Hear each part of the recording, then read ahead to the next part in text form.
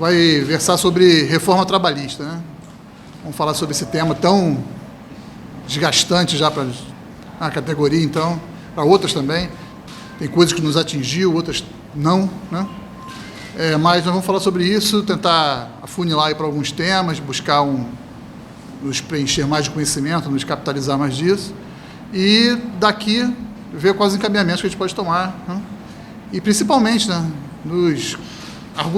melhorar nosso argumento para falar na categoria, fazer o debate necessário, né, que muitas vezes somos questionados, né, e saber como debater sobre isso, né, até para as outras questões sociais, não só da categoria, né, a gente está aí o tempo todo sendo questionado, nós sindicalistas viramos alvo já tem bastante tempo, né, somos os sanguessuga, os que se dão bem, os que, toda nomenclatura ruim aí, né, a gente pode ter. Então, assim, vamos compor aqui a mesa. Eu queria convidar a companheira Paula para estar aqui conosco, por favor, para ter uma mulher que parece próximo de nós aqui na mesa, por favor. Paula é secretária de Mulheres da Federação, né? E na sequência chamar o Paulo, né? Paulo de Águia para compor aqui conosco, fazer quem vai expor do DIEESE a apresentação, né? Nossa apresentação vai ser em dois momentos, né? Paulo vai fazer uma apresentação mais ampla, depois uma mais específica, e vamos tirar aí um tempo para nós debatermos esses detalhes, né? Vamos fazer nosso papel, tá? Muito obrigado. Paulo, por favor, fique à vontade. Eu não preciso do microfone, que ele falou que está gravando, só por aqui. Tá. Boa tarde. Prazer estar aqui com vocês. Eu vou começar fazendo uma justificativa da ausência do Fernando Amorim, que é o técnico do DIEESE na subseção da federação. Ele tá doente, estava no pronto-socorro agora, a última vez que eu falei com ele, aguardando para ser atendido. Ele andou adoentado há uns 10 dias, achou que era Covid, mas testou, deu negativo. Ele estava melhorando e teve uma recaída de novo, ele está bem chumbado, aí ele falou que não tinha condições de vir, então eu vou... Desculpa, só para parênteses, eu não falei sobre a Adriana, todo mundo sabe, né? Mas só para ratificar bem, a companheira Adriana teve um problema de saúde, está hospitalizada, né? Mas... Não, mas na verdade as pessoas estão se renovando. Eu vou estar aqui por isso, né? Até entrada da observação, mas está usado. Não sei porque o usado funciona, ela não está funcionando muito bem no momento, mas está lá se recuperando. Mas o usado está bem, já fica no usado. Desculpa. Nada, imagina. O João por aqui, queria convidar também o companheiro Zé Ferreira, nosso anfitrião aqui de base. Senta aqui conosco, por favor.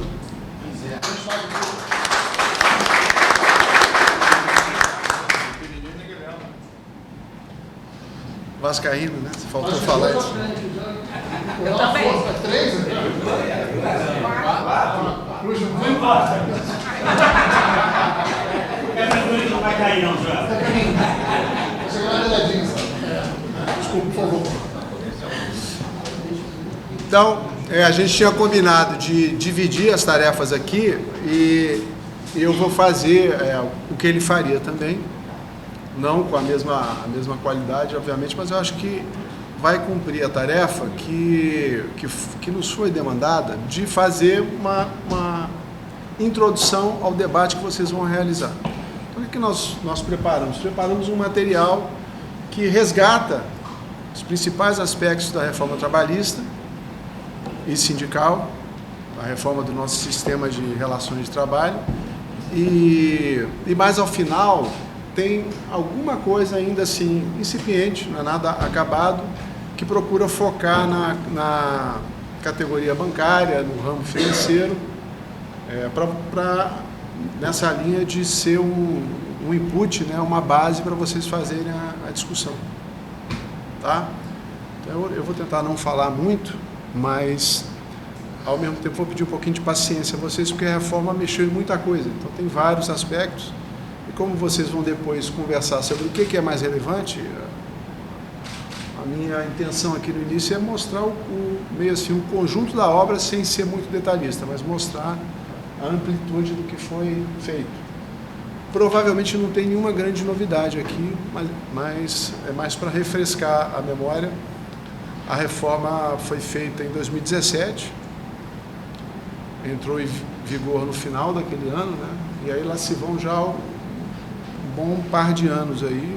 É óbvio que teve a pandemia no meio do caminho, que deu uma misturada nas coisas, mas a gente já consegue ter alguma ideia. Deixa eu ver se vai funcionar aqui o mouse.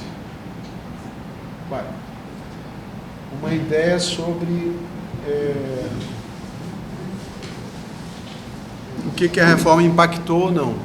A primeira coisa que eu vou mostrar a vocês é uma espécie de linha do tempo para, ao mesmo tempo em que traz essas informações, resgatar uma dimensão importante quando a gente fala da reforma trabalhista, é que, do ponto de vista patronal e do governo que estava até há poucos dias atrás governando ou desgovernando o país, eles encaravam aquelas mudanças como o início de um processo de mudanças. Então, a ideia de uma reforma em processo. E aqui a gente consegue perceber isso. Não sei se vocês estão lembrados, o governo Temer, no final do ano de 2016, ele mandou para o Congresso Nacional, uma iniciativa do Executivo, uma proposta que tinha um número pequeno de mudanças. Inclusive, montou-se uma comissão das centrais sindicais para tentar interferir naquilo ali. Isso foi em dezembro. As primeiras medidas que eles tomaram foi para mexer no petróleo, né? Que ele entrou em abril, depois setembro definitivamente, e aí já mudaram a lei que garantia a exclusividade para a Petrobras, né? Foi uma das primeiras mudanças que eles fizeram, mudaram a política de preço da Petrobras, mas aí veio essa outra ordem de mudanças, o que mostra a prioridade que quem promoveu o golpe deu para esse assunto. Mas, de qualquer forma, era uma mudança limitada, né? Em poucos meses, o relator, que agora é senador pelo Rio Grande do Norte, se eu não me engano, Marinho, ele que foi o relator da proposta, ele fez um substitutivo que aí mexeu em centenas de dispositivos da CLT. E no meio do caminho tem a coisa da terceirização, que eu vou abrir um parênteses para falar, que foi em março de 17, mas na cronologia aqui da reforma, quando foi em abril, a Câmara aprovou. Então nós estamos falando de dezembro a abril, com o recesso parlamentar no meio, e os caras aprovaram na Câmara a reforma trabalhista. Foi para o Senado e no meio do ano sacramentaram com a vigência no final do ano, novembro, 6 meses depois, novembro. Então foi tudo feito numa velocidade absurda, e só foi possível porque a gente estava, digamos assim, numa condição de derrota quase absoluta. O lado de cá não conseguiu oferecer resistência alguma, porque isso jamais teria ocorrido em outros momentos. A nossa história mostrava isso. Quantas tentativas foram feitas nessa direção?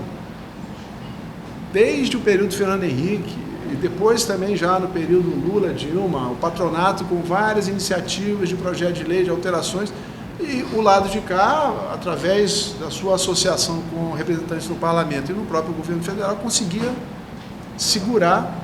Uma mudança ou outra foi feita, mas nada dessa extensão e abrangência, né? Mas com o golpe, o desequilíbrio de forças ficou extremo, e é só isso que a gente consegue explicar essa mudança que foi feita nessa abrangência. A questão da terceirização, ela é muito relevante, ela foi incorporada depois na própria lei da reforma trabalhista, mas no meio do caminho, através da mudança de uma outra lei, que é uma lei que cuida do trabalho temporário, uma lei antiga, desde a década de 70, o Rodrigo Maia, nosso representante, digo do Estado do Rio de Janeiro, não nosso, nós não somos eleitores dele, eu acho, né? Nenhum de nós aqui. Então, ele estava presidindo na Câmara e ele tocou, ele resgatou esse projeto antigo que estava lá, né, rolando, tramitando no Congresso, e aprovou a mudança na legislação da terceirização, tornando ela muito mais abrangente, mas ficou umas frestas, umas arestas, que colocavam o projeto sob a possibilidade de ser questionado judicialmente. Então, na reforma, eles alteraram também isso aqui para não deixar dúvida alguma que a preocupação com os chamados passivos trabalhistas é um dos eixos da reforma, né? Então, promoveram um processo amplo de liberalização da terceirização.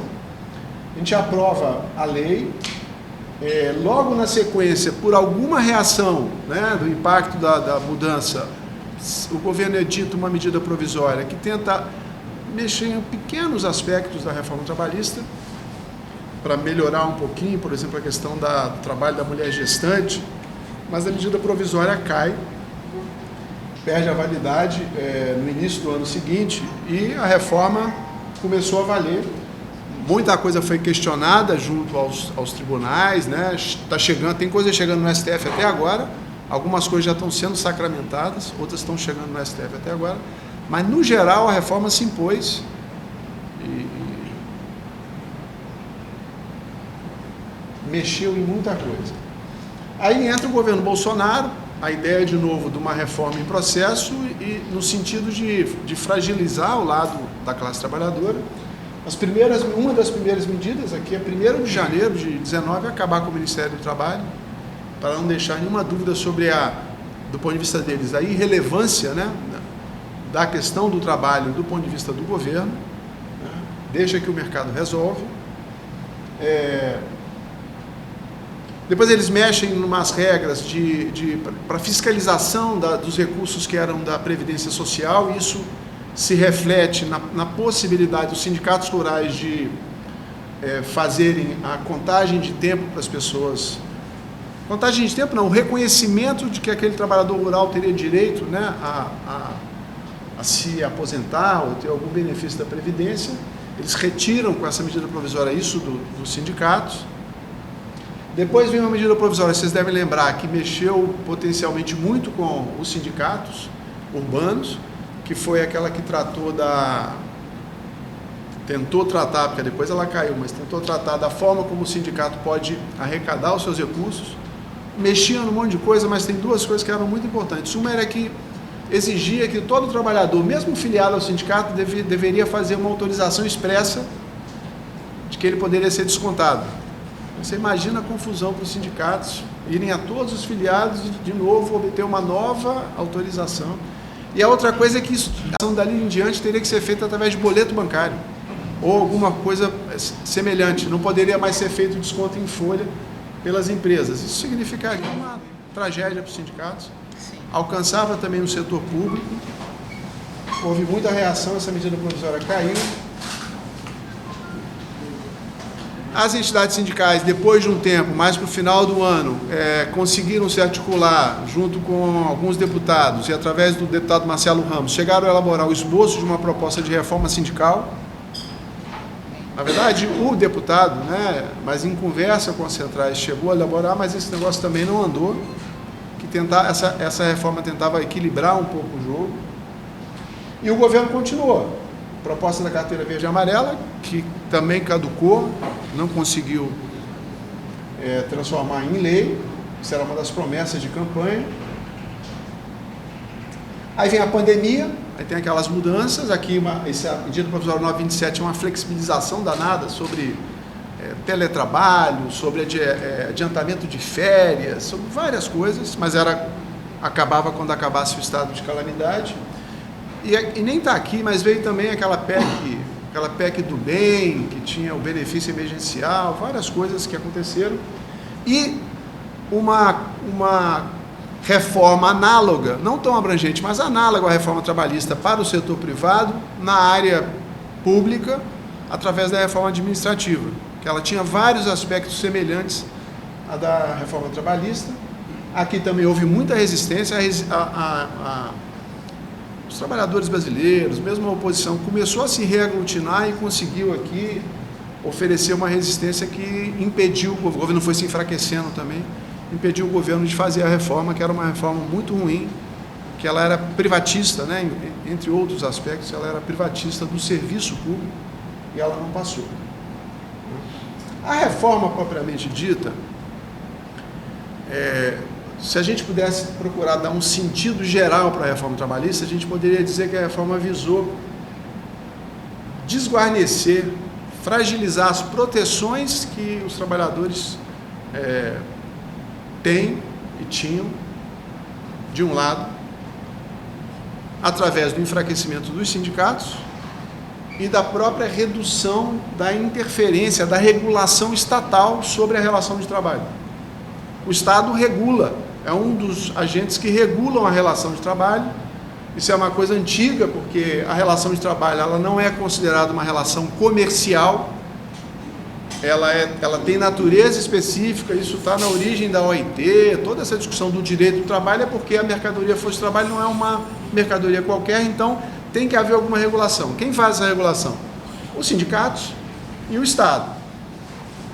Então, acabar com o Ministério do Trabalho é uma forma de reduzir a regulação estatal sobre, reduzir o escopo da atuação da Justiça do Trabalho. Então, você enfraquece o lado dos trabalhadores nessa relação de trabalho, enfraquecendo os sindicatos e diminuindo a interferência do Estado, de um lado, e de outro lado você faz um conjunto grande de mudanças que procuram dar garantias para as empresas relacionadas aos passivos trabalhistas, dar flexibilidade para as empresas poderem fazer a gestão da força de trabalho com mais liberdade, no sentido de aumentar os seus lucros e resultados. E o propósito, digamos assim, final seria promover uma redução do custo do trabalho no Brasil, que já é baixo, já era baixo. Mas as empresas visavam diminuir o custo do trabalho na argumentação deles para aumentar a capacidade das empresas brasileiras de competirem internacionalmente, aquela baboseira que a gente já ouviu inúmeras vezes, mas na verdade era para aumentar as margens de lucro. E essa mudança, isso aqui é importante também ressaltar, não é uma mudança que foi assim pontual, ela foi uma mudança que teve caráter estrutural, porque você não só retira direitos na reforma, como você também enfraquece o agente da conquista de novos direitos. Então, você reduz o custo do trabalho e dificulta a briga para que haja uma melhora nas condições de trabalho e remuneração no futuro. Esse é o sentido geral. A gente diz que, apesar do nome, aquilo que é conhecido no senso comum, ser reforma trabalhista, a gente sempre gosta de chamar a atenção, é que ela foi tão abrangente, mexeu em tanta coisa, que ela foi uma mudança no nosso sistema de relações de trabalho, que vai desde o direito individual até o direito coletivo, passa pela organização sindical, pela justiça do trabalho. Então ela mexeu na negociação coletiva, mexeu num conjunto muito amplo de aspectos, muito mais do que uma reforma trabalhista. Não é? A gente organizou esse conjunto de mudanças nesses 4 blocos aqui, para efeitos de sistematização. Foram centenas de mudanças.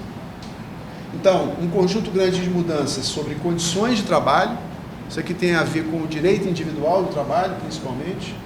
Um conjunto de mudanças que impactaram as negociações coletivas.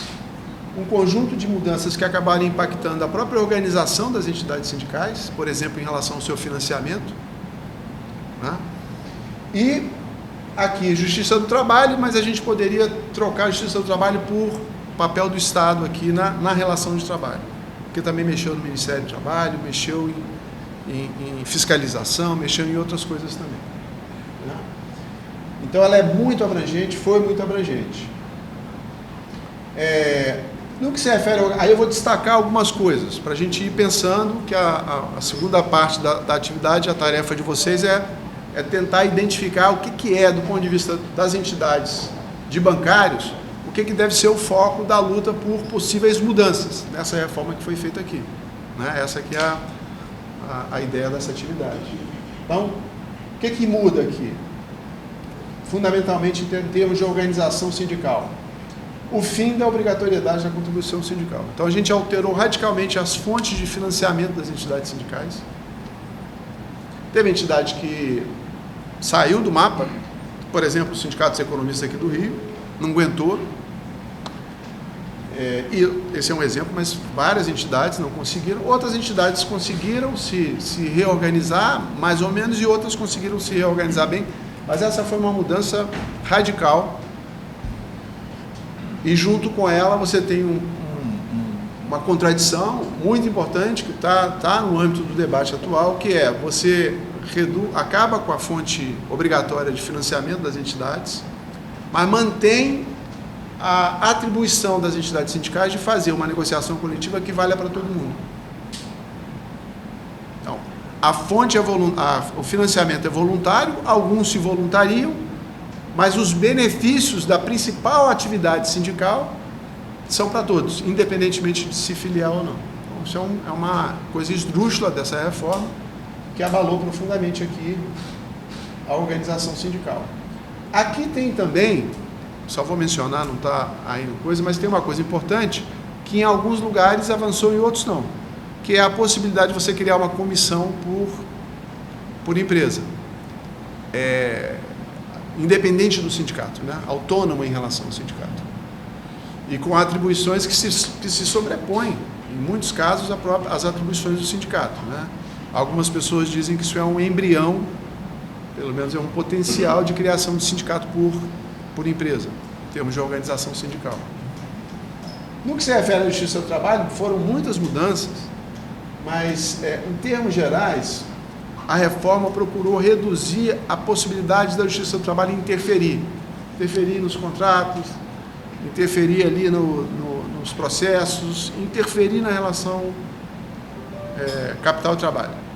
Então, talvez a mudança mais emblemática seja aquela de o trabalhador perder a gratuidade, né, para acessar a Justiça do Trabalho, e aquela coisa de que se o trabalhador perde a ação, ele é obrigado a pagar as verbas de sucumbência do lado de lá, né? Isso pode, às vezes ela até ganha uma parte da ação, mas outras coisas ela perde, e o que ela perdeu tem um valor superior ao que ela ganhou, ela sai devendo do processo. Então isso obviamente desestimula. E para as entidades sindicais também, porque as entidades como substitutas processuais também correm esse risco de perderem e terem que lidar com isso. Em relação às condições de trabalho, eu vou depois detalhar isso aqui, quando a gente for olhar mais para a coisa do setor. Eu sou antigo, hein, gente? Eu falo setor bancário, mas na verdade é o ramo financeiro. Mas as mudanças introduziram uma quantidade grande de novos tipos de contratos de trabalho ou alteraram as formas como você contratava vigentes antes da reforma. Isso dá flexibilidade para as empresas contratarem de acordo com as suas necessidades e fazerem um mix. Isso é que é o importante. Não é que elas só vão contratar uma pessoa como intermitente ou só vão contratar pessoas como tempo parcial. Não. As empresas, do ponto de vista da gestão do capital e do trabalho, elas precisam de alguém que fique lá permanentemente, precisam de alguém só no domingo, precisam de alguém que tem uma jornada reduzida na semana. Então ela tem ali um leque de possibilidades que permite a ela, ao transferir isso para os trabalhadores, né, esse custo para os trabalhadores, reduzir o seu custo de compra de força de trabalho. Tá? Do outro lado, a reforma facilitou a descontratação. Então ela flexibiliza a contratação e facilita a descontratação. Então flexibilizou ainda mais um mercado de trabalho que já era muito flexível. A gente tem uma taxa de rotatividade no emprego muito alta no Brasil, o que é uma indicação, sempre teve, o que é uma indicação de que não era rígido o nosso mercado de trabalho, ele era flexível, porque você podia contratar e mandar embora facilmente, e aqui essas possibilidades aumentaram mais ainda. Alterou direitos individuais do trabalho para pior, em geral, né? Reduzindo alguns direitos, flexibilizando outros, e mexeu também numa dimensão muito importante da relação de trabalho, que é a jornada. As coisas mais importantes da relação de trabalho são a remuneração, a jornada e as condições também específicas de exercício do trabalho, mas jornada e remuneração sempre são aqueles itens em que tem a maior disputa entre capital e trabalho historicamente, né? E a reforma flexibilizou, através de vários expedientes, flexibilizou a jornada. mais do que ela já era flexível. A gente já tinha banco de horas antes, a gente já tinha outras coisas, foi flexibilizado ainda mais. Na negociação coletiva, o que vale a pena chamar a atenção? Você tinha antes, através da legislação, um piso. Ninguém podia ter aquele cardápio mínimo, menos do que aquele cardápio mínimo de direitos, que era o que estava definido em lei. Na Constituição, depois na lei ordinária, que era a CLT. Você não podia ter uma convenção, um acordo coletivo para baixo disso. E você flexibilizou essa ideia de que a negociação livre entre as partes pode estabelecer uma regra que defina um direito abaixo do direito geral estabelecido na CLT. Não para tudo, mas para uma quantidade grande de itens. Essa foi uma mudança importante. A outra é que você alterou o que a gente chama de hierarquia das normas. Todo mundo sabe que antes, né, os acordos por empresa não poderiam estabelecer cláusulas piores do que aquilo que a convenção da categoria estabelecia.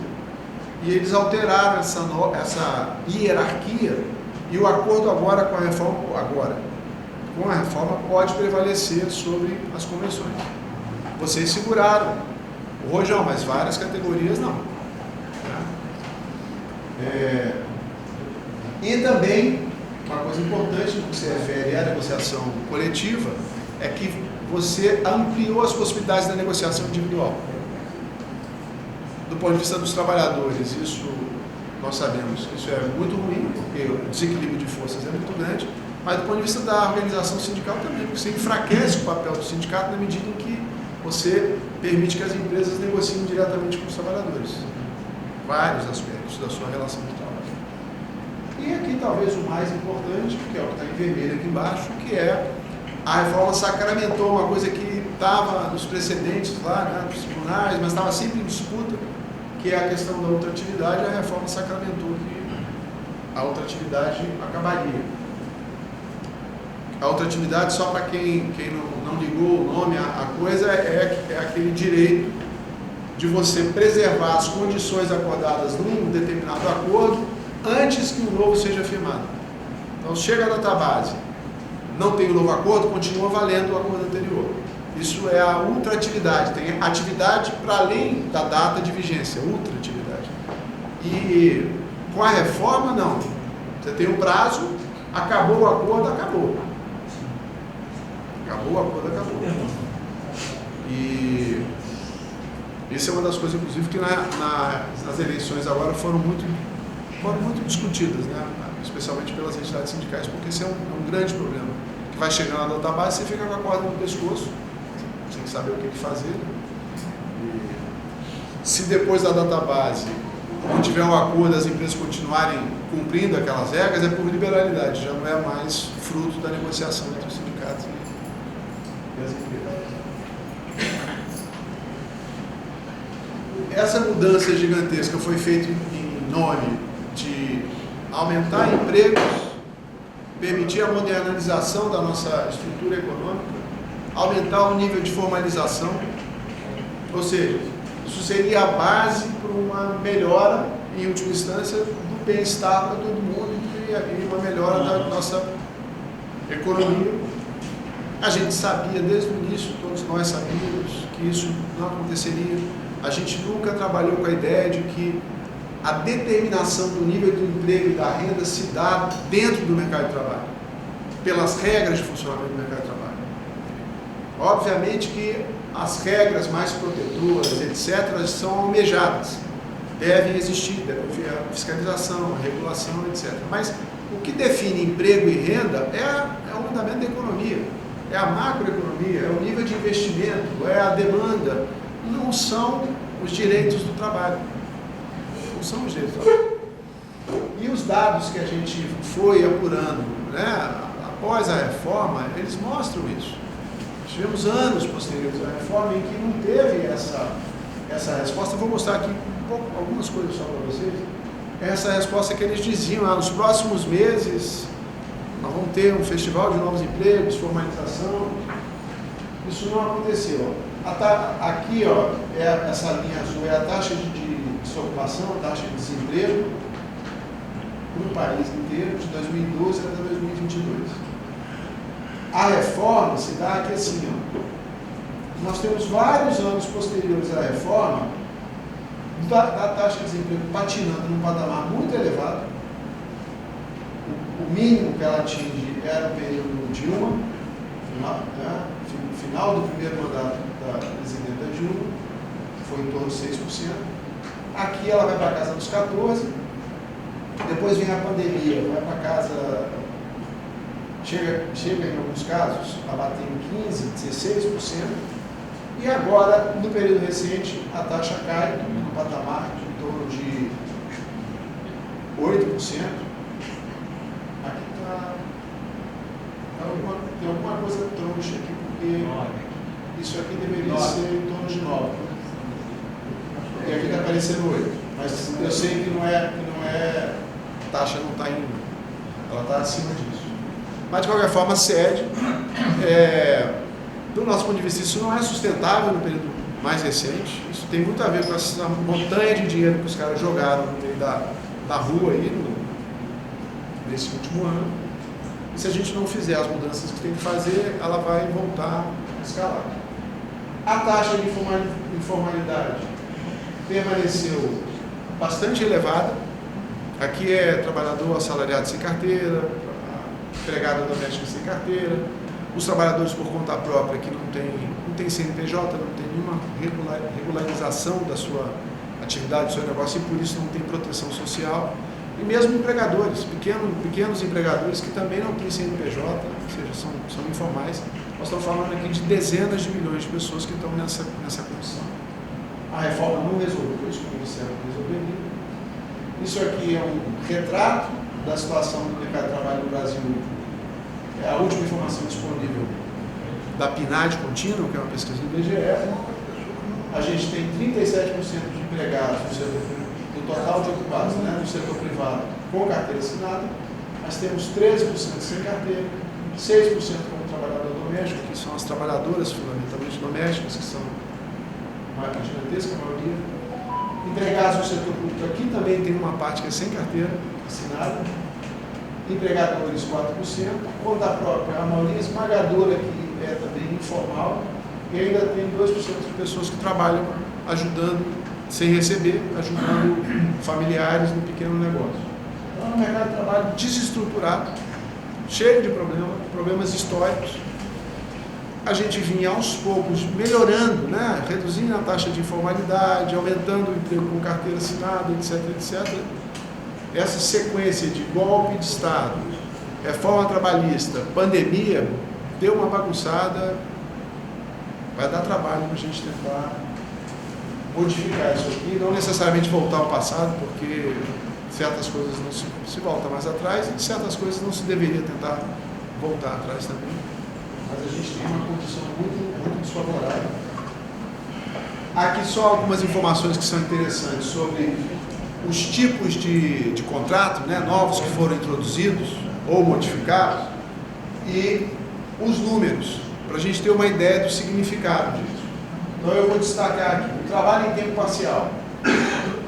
Antes a jornada era de 25 horas semanais, agora passou para até 30 horas semanais, ou a possibilidade de ter hora extra, né, e poder chegar a 36, se eu não me engano. Mas de qualquer forma, flexibilizou o contrato em tempo parcial.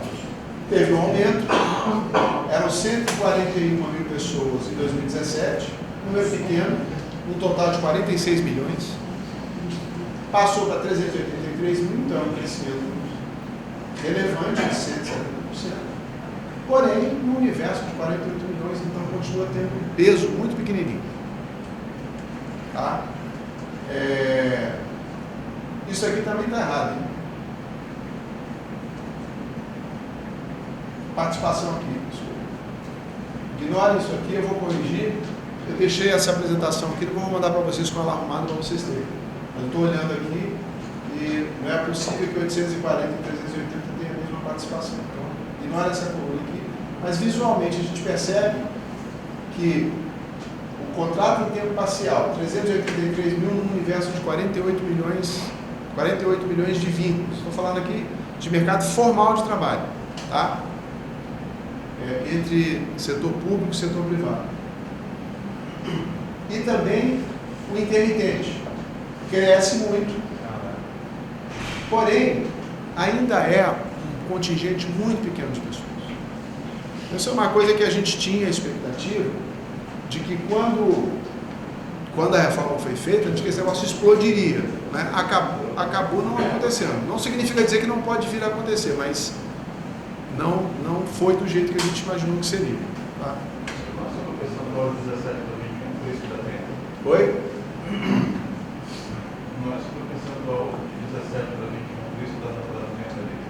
Não, isso aqui deveria ser a participação em 21 de cada um desses itens aqui no 48 milhões. Então deve estar errado. Tá? Tá, eu vou conferir. Se tiver certo, eu deixo essa versão, mas eu vou olhar isso para vocês não ficarem com material troncho aqui.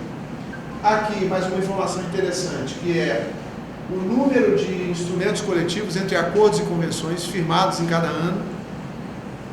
Então, o que a gente vê? A gente bate aqui no patamar 2014 de 50 mil. Aqui no período pré-reforma estava no patamar de 47 mil. Depois da reforma, mesmo antes da pandemia, despenca. Na pandemia cai ainda mais. E agora está na casa de 41 mil instrumentos coletivos. Então, vamos ver se isso aqui vai gerar uma nova tendência de aumento ou não, mas de qualquer forma, a gente percebe que houve também um impacto da reforma sobre o número de acordos e convenções firmados em nível nacional em cada um desses anos, né? Constrangendo as negociações, né? Limitando o número de negociações. E esses dados aqui mostram a evolução das negociações coletivas salariais de 17 até 21.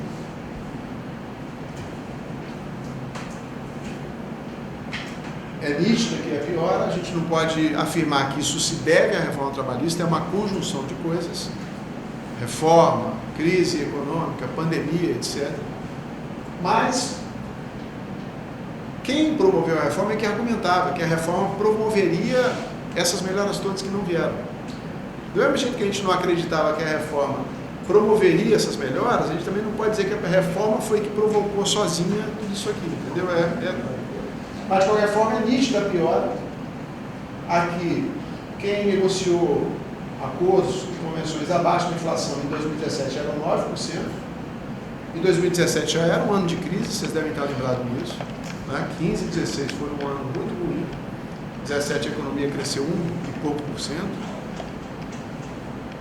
Quem zerou a inflação aqui eram 30% e 61% conseguiram algum ganho real.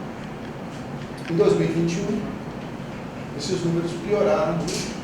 Quase a metade não conseguiu zerar as perdas, 38% zeraram as perdas e apenas 15% tiveram algum ganho real.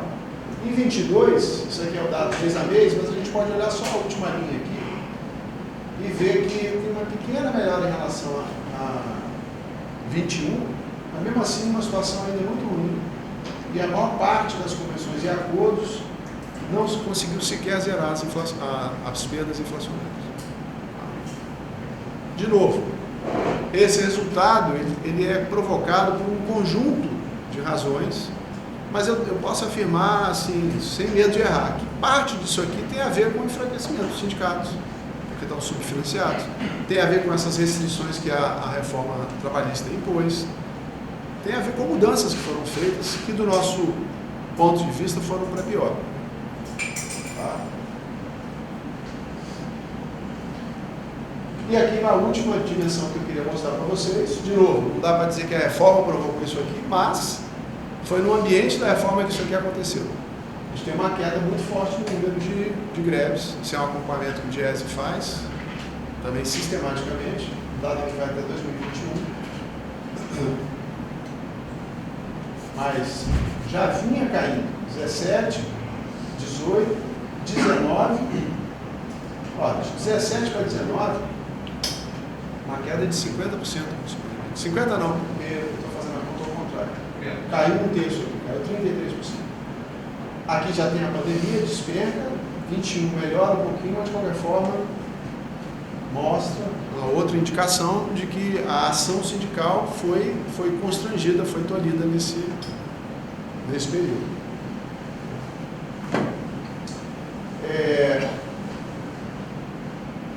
Então essas eram as informações gerais para a gente resgatar o que foi a reforma, as circunstâncias em que ela foi introduzida, dimensões que a reforma teve, não de forma minuciosa, porque não daria para fazer aqui.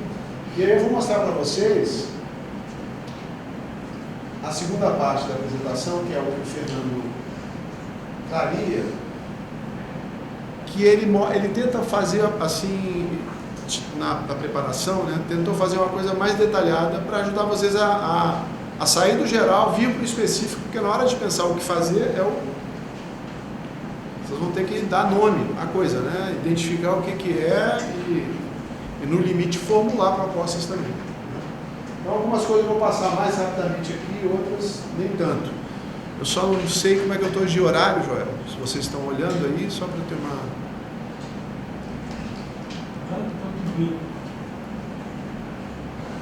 Tá tranquila, uma resposta enigmática para mim, eu teria mais quanto? Uns...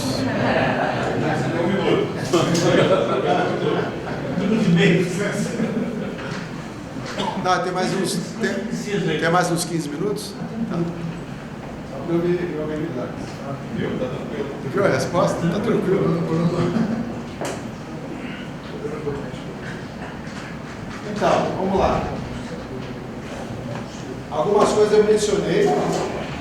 Isso aqui é interessante porque vocês vão ter, inclusive, aqui tem a indicação do número dos artigos da CLT em que estão essas mudanças. E é uma forma também que eu acho adequada para identificar na hora de formular a proposta. Sei lá, tentar impactar o parlamento, etc. Nós estamos querendo alterar o artigo tal, que está assim para o formato tal. Então vamos lá. Em termos gerais, aquela informação que eu já havia trazido, de que os acordos passaram a ter prevalência sobre as convenções. No caso de vocês, não, a convenção de vocês estão conseguindo mantê-la, né, e impõe a convenção. Em algumas categorias, não. Também a vedação da outra atividade, esse artigo 614, isso foi introduzido com a reforma, essa mudança. Eu acho, se não me engano, vocês devem saber isso mais do que eu, que o limite é de até 2 anos, né? A vigência do acordo. Não pode ter mais de 2 anos, se eu não me engano, que é o que diz a...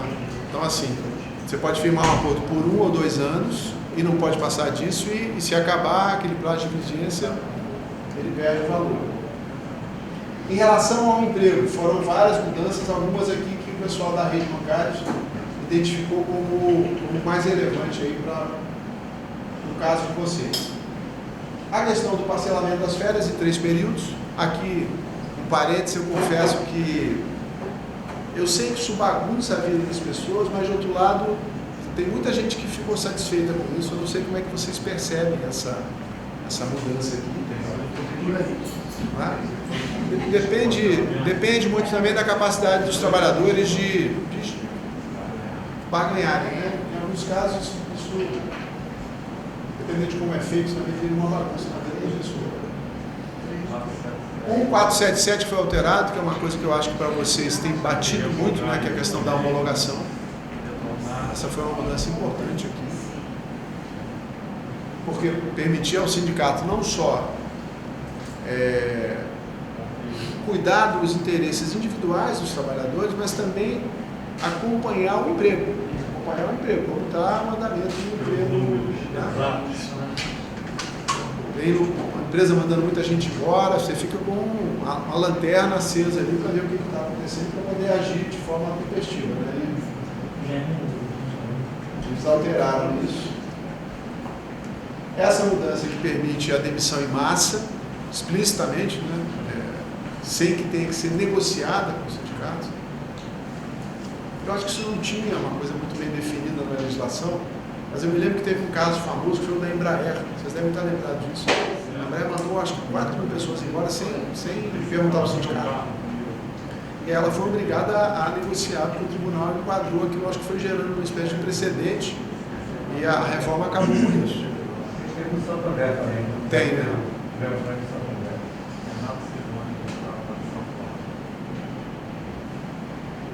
Então a reforma sacramentou isso, e aquela dimensão que a gente falou, de dar aqui nesse caso, da flexibilidade para as empresas gerirem o tamanho da sua força de trabalho, e também protege as empresas do ponto de vista do passivo trabalhista. Manda embora e não tem consequência. Está protegido para fazer isso. Essas quitações, que também vão nesse sentido de reduzir o passivo trabalhista, possibilidade da quitação anual e a quitação quando a pessoa sai no PDV. Saiu no PDV, não tem nada para trás. Esses são os ativos. A possibilidade dessa demissão por comum acordo, isso é uma coisa que eu não trouxe, mas a gente vê também que cresce, mas não explode não, viu? Cresce, mas ainda não é a parte do leão. E uma coisa que nos chamou muita atenção também é que quanto maior a remuneração, maior é a incidência das rescisões de comum acordo.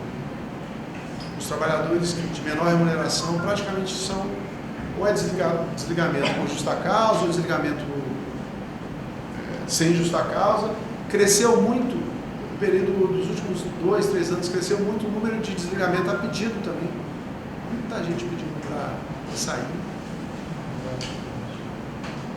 São fenômenos aí novos que a gente tem até que tentar explicar melhor. Mas isso aqui, de qualquer forma, naquela linha que eu falei, as empresas ficaram com um leque de possibilidades. Se a gente olhar cada coisa dessa separado, fica parecendo que não tem muita importância. Mas do ponto de vista de quem está gerindo uma empresa, ou uma grande empresa, um conglomerado, como é o caso dos bancos, as empresas têm uma possibilidade de administrar o fator trabalho ali, que é um item importante de custos para as empresas, com muito maior flexibilidade. Eles podem otimizar, isso é uma palavra que algumas pessoas têm calafrio, né? Mas quem estudou economia sabe isso, é otimização, né? Ou na área de engenharia também. E as empresas trabalham com essa lógica. Né? Como é que ela organiza os tempos de trabalho, né? O tipo de contrato, tudo isso é um grande mix para poder ter um resultado maior. E essas mudanças facilitam muito isso.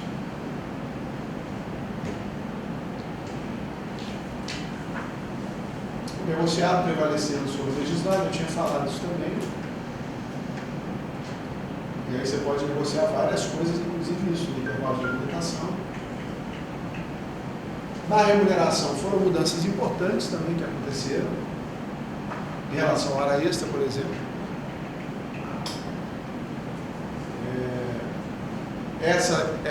Aqui é remuneração, mas é a remuneração em negociação, que é a possibilidade do trabalhador, eles consideram, né, hipersuficiente. Eu tinha falado que o surgimento do direito do trabalho tem a ver com essa ideia de que existe um desequilíbrio de forças e os trabalhadores são vistos internacionalmente como hipossuficientes na relação capital e trabalho, porque o empregador pode mandar embora. Esse é o poder de força maior do empregador, é mandar embora. O trabalhador tem que vender sua força de trabalho, não tem alternativa. Então, é uma balança desequilibrada estruturalmente. E eles introduziram essa ideia de que você tem alguns trabalhadores que são hipersuficientes, que podem ficar no mano a mano com o empregador, que não tem problema, desde que eles tenham nível de escolaridade superior e que eles ganhem igual ou acima do valor de 2 tetos da Previdência, tá 12 mil, alguma coisa, não sei de cabeça.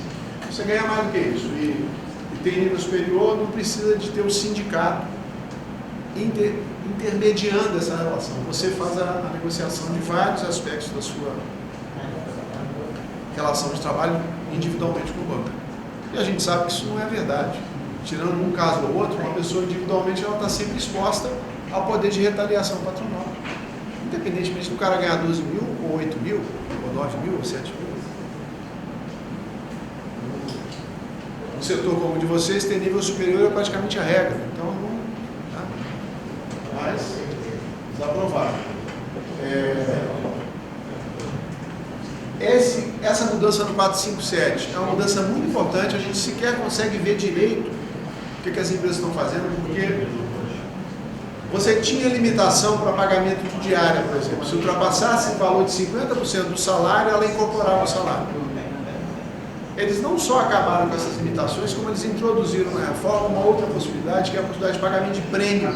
Eu não sei se isso está acontecendo no caso de vocês. E o prêmio, ele pode ser para uma pessoa ou para um grupo de pessoas, por liberalidade da empresa em relação ao desempenho, sei lá, algum critério que a empresa inventou. Santander. E isso o sindicato fica de longe dessa história, tenta interferir, mas e não tem limite. Essa mudança não limita. Dependendo do valor do prêmio, pode ter um peso maior até do que o salário que a pessoa recebeu.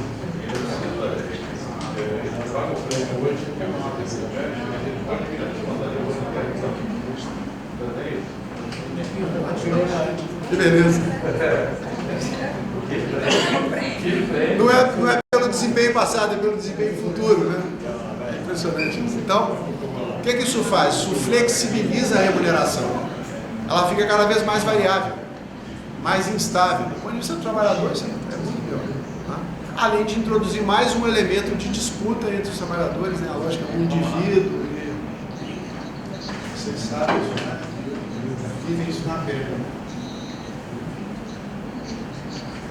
Aqui, aquela incorporação do adicional de função, que no setor bancário era tradicional isso, né?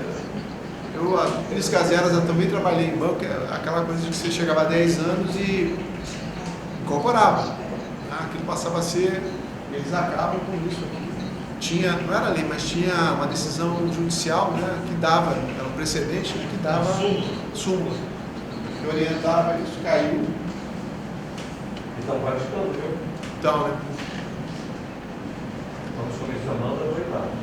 Mas você imagina, do ponto de vista do comissionado, como que ele fica mais vulnerável ainda, mais exposto às pressões que aquele ali, mesmo que ele tenha muitos anos de casa, já tenha feito, né, prestado um trabalho danado para aquela empresa, ele está sempre com a corda no pescoço, quase arrochada ali, qualquer coisa eles puxam, no garrote.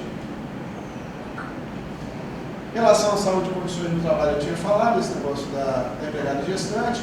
Isso aqui foi revertido, eu acho, na Justiça, um dos julgamentos do STF agora sobre a reforma. Isso era uma coisa que, se não fosse um grau de insalubridade muito elevado, a trabalhadora, para ter direito a isso, ela precisaria ter um atestado médico e isso sempre dava margem para pressão, né? Isso veio na reforma, mas caiu.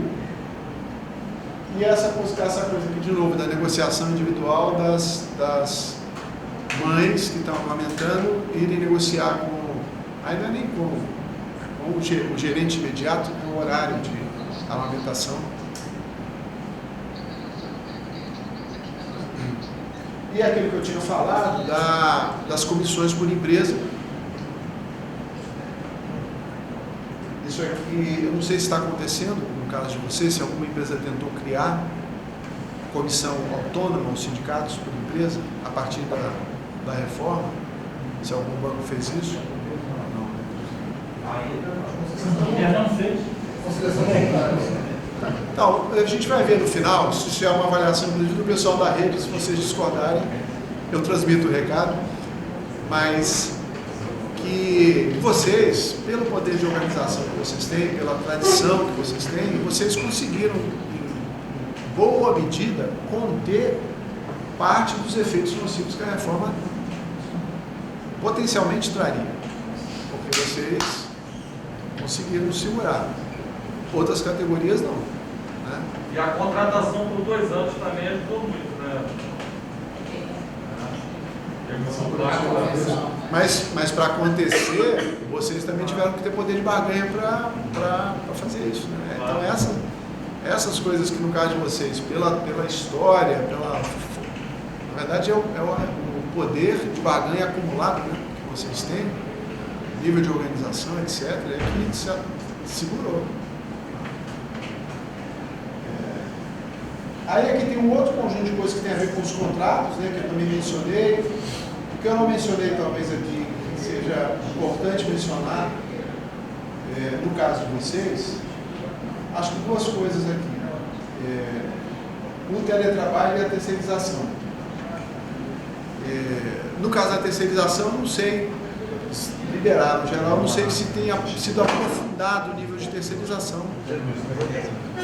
De certa maneira, essa coisa do trabalhador autônomo, né, aqui é uma mistura, né, um tipo de contrato. O cara pode ser um trabalhador autônomo, é como se ele fosse um terceiro vendendo um negócio.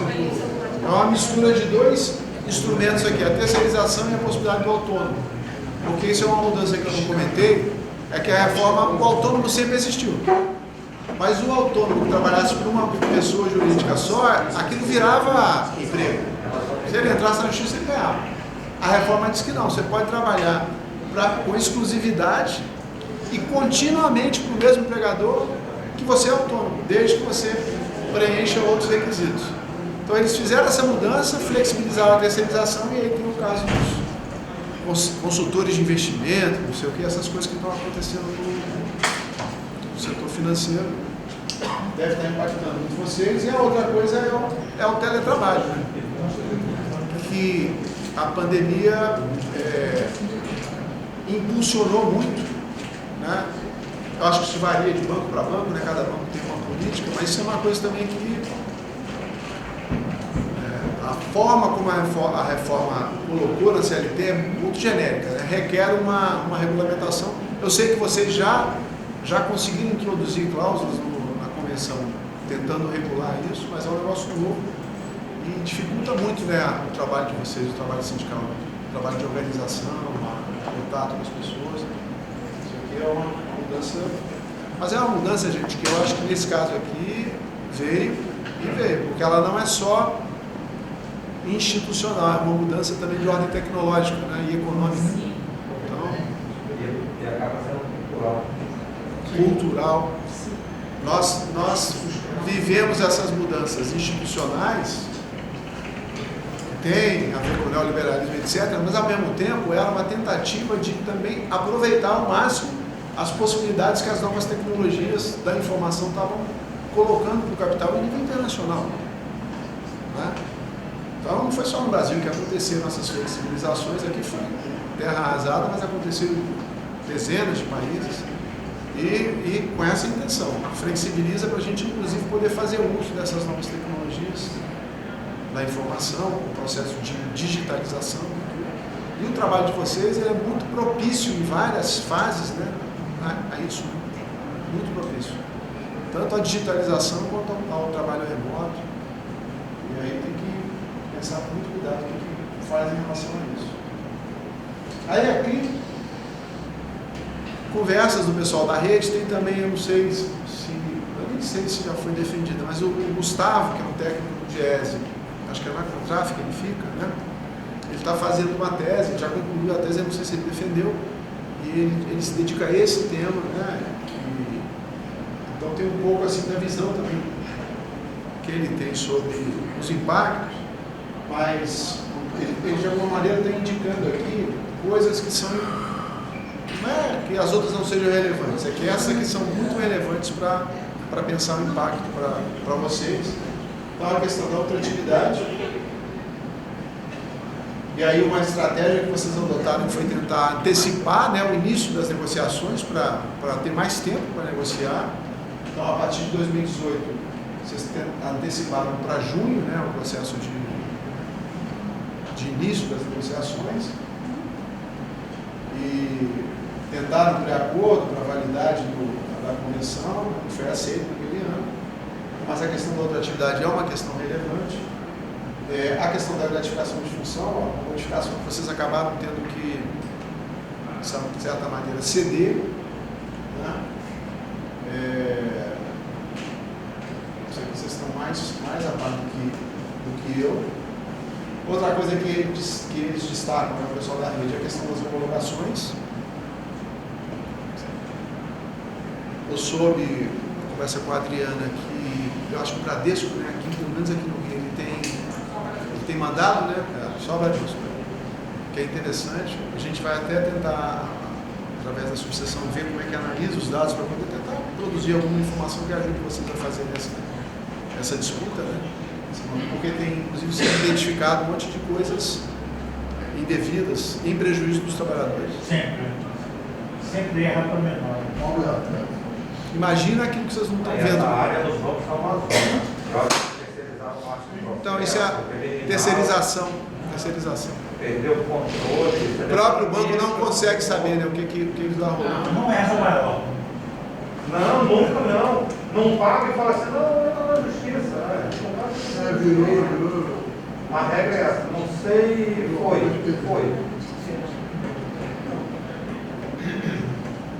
O teletrabalho, que eu já tinha destacado, aqui está fazendo a menção que eu tinha dito também, que vocês conseguiram introduzir 12 cláusulas que regulamentam. Eu não sei como é que vocês estão avaliando, se elas estão sendo suficientes ou se precisariam de um tipo de aperfeiçoamento. Mas tem muita categoria que não conseguiu introduzir cláusula alguma e está lidando com o que está no vale tudo da CLT atual.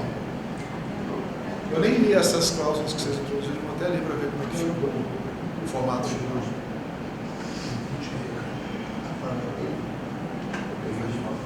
Mas isso é uma coisa que vocês conseguiram alcançar, que é importante.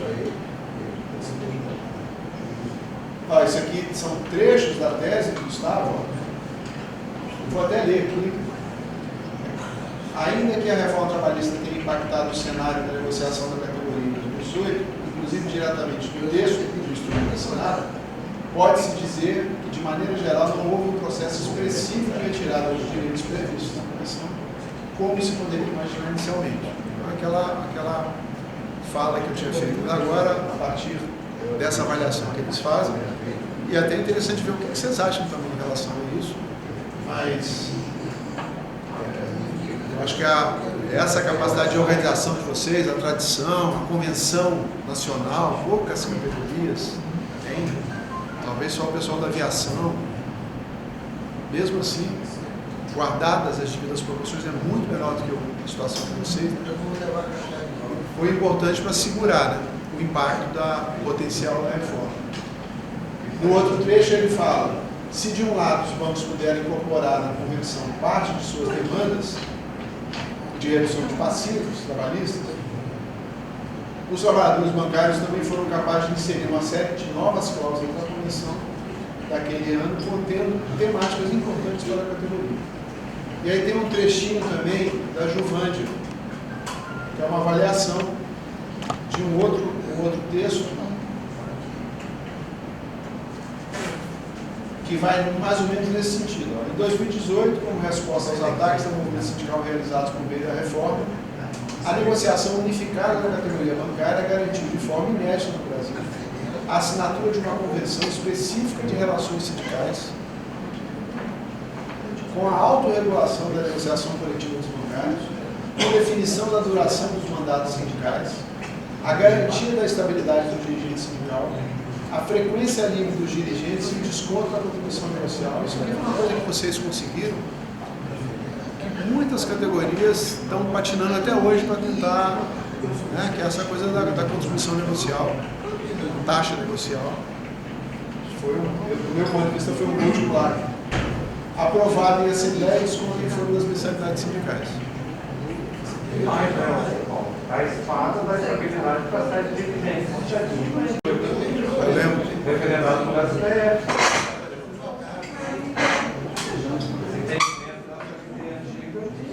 Então, a espada na cabeça de qualquer dirigente. E para o movimento, quem é Estado do... Vamos ficar um monte de cobrando da gente, a gente dissesse quem era o Estado e quem não era.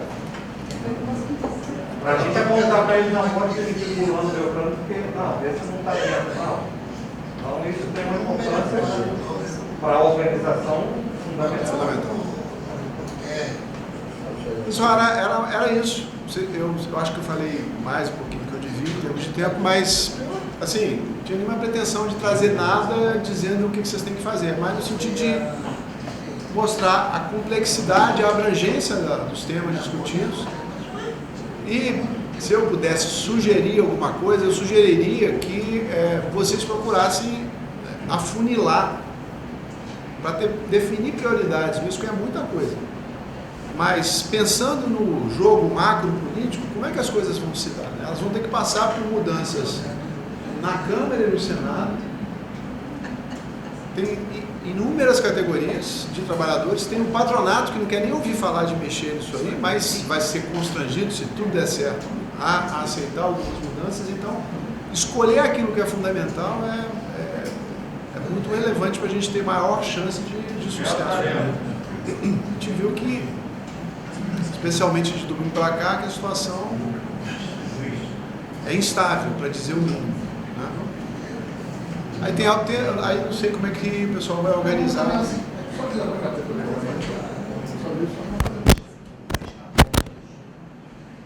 Vamos fazer o seguinte, o Paulo acabou fazendo uma apresentação única, né? Foram 2 temas, na verdade, né? Entretanto, nós vamos fazer o seguinte, vamos fazer agora perguntas, tá? Depois dá um intervalo de uns 10 minutos e volta para a questão de disposição, provocações, com a ideia final que o Paulo colocou ali, de buscar temas e falar sobre isso, né? Ok? Vamos fazer assim, pergunta de 1 minuto, né? Vamos fazer mais 10 perguntas, se tiver tantos, né? Então, por favor. Eu respondo rapidinho também para não ficar um tempo. Isso. O importante é o debate posterior. Se tiver alguma dúvida. Se tiver, né? Pode falar com você. Você colocou ali aquela tese do doutorado. Vai pela patronal ou foi aceita para o doutor? Eu acho que sim. Eu não sei se ele já defendeu. Estava ele do GS. Ele era assessor lá da contrato da rede bancária. E ele, a tese é gigantesca, isso aqui é um trechinho de nada que a rede separou. E o que eu não sei é se ele já defendeu. Eu acho que sim. Vou procurar saber se ele Gustavo defendeu na rede. Gustavo fez a apresentação da nossa conferência estadual no ano passado. Não estava. Ele acabou se especializando sobre as mudanças. Fez a congresso ao contrário e fez na da federação. Essas coisas. Mais alguma? Esse merece. Bom, na Revolução Industrial, no século XVIII, houve uma necessidade de se criar uma proteção dos trabalhadores. Descanso semanal remunerado, que é o descanso inglês, que nós conhecemos, a questão da jornada de trabalho. Depois disso, aqui no Brasil era um país essencialmente agrário. Passou a ser um país industrial a partir do século XX, com a vinda das máquinas. E, assim, o que foi aplicado aqui com relação à questão da relação trabalhista foi uma espécie de uma reedição da Carta do Lavoro, lá de Mussolini da Itália, né? Que era o que regia aqui na época da Revolução Industrial. Que tipo de, assim, nota-se que a burguesia da época da Inglaterra não era uma burguesia legal, bacana, nunca vai ser, mas era uma burguesia preocupada com relação a uma questão meramente da mão de obra, né? Que era necessária naquele momento da Revolução Industrial. Que tipo de mecanismos, por exemplo, nós poderemos utilizar nesse momento, diante da questão da reforma, para se inverter essa lógica atual do capital? E é a questão que se dane o caos que se crie, eu quero aumentar o meu lucro e a mão de obra é desnecessária. Que mecanismos que a gente pode criar a partir dessa reforma, de luta contra essa reforma, que possa proteger a categoria bancária, que a gente possa ter um nível de atuação em cima daqueles pontos especificamente? Existe uma heterogeneidade gigantesca na classe trabalhadora brasileira. Eu chamaria a categoria bancária um local em que há mais direitos, há mais organização. Você tem outros extremos, situações. Mas, independentemente disso, eu acho que a gente tem a luta, entre aspas, institucional que a gente tem que fazer. vejo isso também como um processo. Não acho que no curtíssimo prazo você consegue fazer uma outra reforma que alterne. Mas, ao mesmo tempo, eu acho que tem algumas tendências do capitalismo no nível internacional que não colocaram. Essas mudanças de ordem tecnológica, eu acho que elas são inexoráveis. Então, assim, acho que tem uma tarefa de nós que é brigar também para promover um ambiente econômico que nos permita fazer a disputa de capital. Se o Brasil for relegado a uma grande fazenda, a uma grande mina, nós não vamos ter PIB para brigar para ver quem leva o quê. Não vai sobrar nada. Vamos ficar uma coisa que alguns estudiosos chamam de armadilha da renda média. Os nossos empregos vão ser empregos muito ruins. O valor agregado da economia vai ser muito baixo. E a briga ali, por isso é que a reforma do ponto de vista do você pensar no pequeno, no médio empresário, você não pode falar e mexer nas coisas, porque o empresariado brasileiro, em geral, é um chulé. Você não tem produção de inovação tecnológica, você não tem. Então, assim, é um negócio, se você ver, se você aumentar um pouquinho o preço do trabalho, já põe a cota do outro, fica emparedado. Tem tanta bronca do Estado, tanta bronca do aumento do salário mínimo. Por quê? Porque, na verdade, ele não agrega valor. Nós temos um PIB de chutar para cima, 10 bilhões, 9 bilhões, divide por 200. Se você fizer as divisões, você vai chegar nos 40, 50 mil por ano por pessoa. Todo produto anual por pessoa no país. É muito pouco.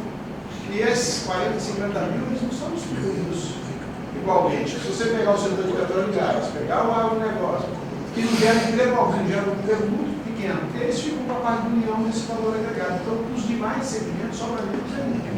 O setor financeiro não se cuida direitinho, mas a grande massa de empregos de trabalhadores está ali inserido num posto de trabalho que a pessoa pode ter pós-doutorado, não adianta, porque é o emprego que é vagabundo, não é o empregado que não consegue ser mais produtivo. Aquele emprego ali no balcão não vai permitir que ele faça nada mais produtivo. Então nós temos um desafio desse institucional de aperfeiçoar as instituições, aumentar a defesa dos trabalhadores, e fortalecer os sindicatos para que eles possam brigar por mais direitos, pensando nessa ideia de processo. Mas eu acho que a gente tem que ter um projeto de desenvolvimento do país que nos permita romper com essas amarras. O conceito de desenvolvimento é você está envolvido por algo que te mantém preso àquelas suas origens que não te deixam de mudar. Então, desenvolver é de fato desenvolver, se libertar daquilo que você. O que a gente estava tentando fazer antes do golpe era, através de pressão, alguma coisa nessa direção.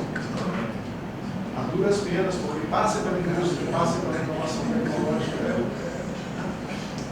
Então, sem isso, sinceramente, a gente pode ter a melhor legislação, que a gente vai distribuir melhor uma massa pequena de valores, que combinar essas duas coisas. Para ter uma boa disputa entre capital e trabalho, você tem que ter um capital de uma. Isso é um desafio para a gente também. Quem é que quer ser, de fato, capitalista? No Brasil, não elitista, são duas coisas diferentes.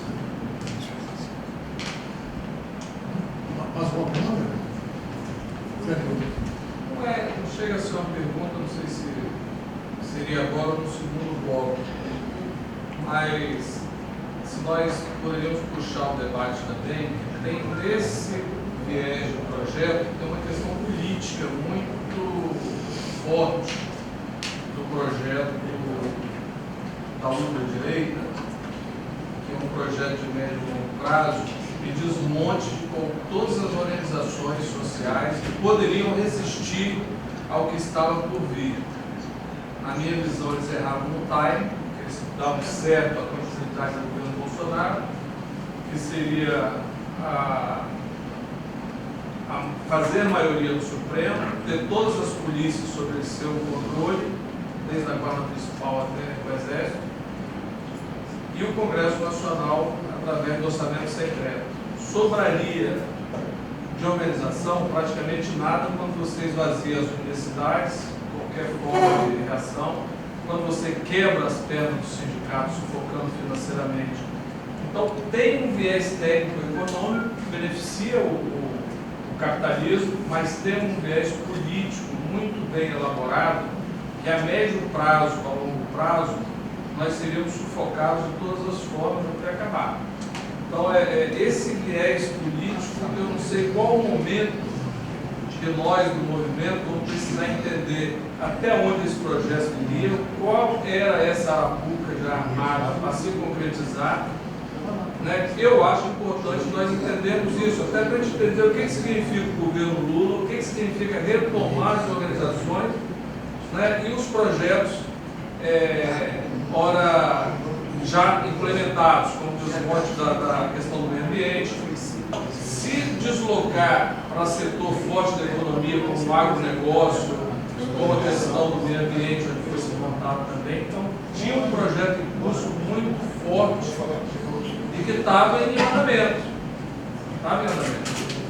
O Bolsonaro continuaria sendo eleito ou através do golpe, está claro, falhou, até agora está falhando. Mas a gente precisa entender isso, até para a gente poder, enquanto agente político, dirigente sindical, para entender a nossa conjuntura, o que estava, não é só meia dúzia de aloprado na rua gritando, rezando, não. Tem uma estrutura por trás disso muito forte, que tinha um objetivo muito claro, né? E a cooptação das polícias deixa isso muito claro também. Então, não sei se num segundo momento ou em outra época, não sei se o GS poderia pensar em gente aprofundar nesse projeto bolsonarista, de direita, para a gente politicamente debater isso aí também. Não meramente vamos reformar aqui para. Tinha mais coisa por trás disso aí. Seriam essas observações. Isso é uma, acho que uma outra profissão. Eu acho que isso foi uma posição no Brasil que está acontecendo. Eu acho que não é o caso do meu, que também é um pouco de achismo, né? Mas uma coisa que eu percebo é que foi ficando evidente uma crescente contradição entre neoliberalismo e democracia. E a solução que foi sendo encontrada em vários lugares do mundo foi a da repressão, o aparelhamento para reprimir e assumir essa possibilidade de ter uma sociedade com dois padrões. Né? Primeiro eles começaram a falar isso na relação dos países. Alguns países ficariam subordinados abertamente, teorizando sobre isso. E depois começaram a falar, inclusive, dentro dos mesmos países, tem autores estadunidenses que falam que você tem que ter duas classes de cidadãos. Elas teorizando sobre isso, dizendo que algumas pessoas não conseguem compreender a complexidade do direito criminal. Então, assim, isso está colocado, mas eu acho que é uma longa conversa, eu nem sei o que mais. E aqui no Brasil, eu acho que você tinha razão, já é um projeto. E até agora foi muito. Vamos pegar aquela cara aqui. Você acaba de levantar. Não, isso. Rapidinho, só para a gente continuar pensando. Porque a gente está agora vendo, entre aspas, um STF mais progressista, pelo menos vinculado à questão da democracia. Mas a nossa pedra é o STF, esse mesmo STF, esses mesmos ministros que são extremamente neoliberais na questão econômica, política e trabalhista, principalmente. Que o TST tentou dar resposta a algumas dessas questões trazidas na reforma, dizendo que não, valia o entendimento da Corte, mas o STF rapidamente derrubou. Então, assim, por mais que hoje a gente esteja um tanto quanto não encantado com algumas posições mais firmes com relação à defesa, mas eles são extremamente neoliberais na questão do aspecto econômico, costumes e as outras pautas. Pode ser que se reverbere, se amplie, a gente tem muitos espaços para fazer alguns outros debates. Mas, particularmente, eu acho que a gente usa mal, não a questão jurídica, mas a questão política da Constituição Federal. E hoje o que está na mesa é a Constituição Federal por conta da questão da democracia e o papel da STF. Porque a nossa Constituição, ela diz claramente que nós somos uma sociedade capitalista. Mas o valor social do trabalho se equipara ao valor ao peso do capital. A gente nunca fez questão de reivindicar isso. era para ser uma sociedade menos desigual do ponto de vista de organização de classes. A nossa Constituição traz isso, um princípio, e trocentos outros princípios. E a gente, como nunca, já conhecendo o nosso judiciário, a gente nunca deu bola para essa questão da letra da lei. Mas eu não estou dizendo para dar bola à questão da letra da lei, é a Constituição. É politicamente a gente também politizar esse debate. Porque se é constitucional, por que é tudo do capital e nada do trabalho? Está dizendo que a gente vai ganhar? Não, mas como em tese, hoje, na conjuntura, a Constituição, toda hora alguém puxa ela e fala, nossa Constituição, então fica feio, pelo menos muito feio para o STF, e talvez muito tenha acontecido dos ataques aos nossos direitos, porque as pessoas não dão bola para a questão que está no papel, que não se aplica, eu nem conheço, nem sei, ninguém fala, nem nós falamos. Então, talvez esse seja um elemento que agora, nesse cenário de retomada, de disputa, de pelo menos marcação de posição, esse é um elemento político para ser muito importante, porque fica muito retizado no espaço do juridiquês, nas comissões, de você der conta do jurídico, não sei o quê. Isso não é jurídico, estou falando do político, porque a Constituição assegura tudo isso, né? Para efetivar a luta social. A luta social tem uma referência que é a Constituição da República, né? Não é pouca coisa, né? Então, acho que para isso que quiserem levantar, que tem um problema, o buraco é mais embaixo, mas a gente também tem que... Tem papo para mais de meia. Tem Acho que são conversas que talvez nessa pensar. Não, para se desdobrar, para ampliar, para... Não é aqui. Você viu lá que o salário mínimo tem que... Mas tem urgente esse Você debate. viu, o salário mínimo tem que... Informação puxar esse debate. Não, sim, tem dúvida, não dúvida. A gente precisa conhecer um pouco mais disso. Também Nós vamos a todos é do verdade. Nacional aí que Eu acompanha. acho que ele não é essa, viu? Acho que essa praia Vai chamar tem bem opinativo, assim, tem que chamar alguém. Bom, são 15h10. No intervalo de 10 minutos, a gente volta para o plenário para fazer os debates, tirar colocações necessárias. Bom, deve ter café lá fora aí.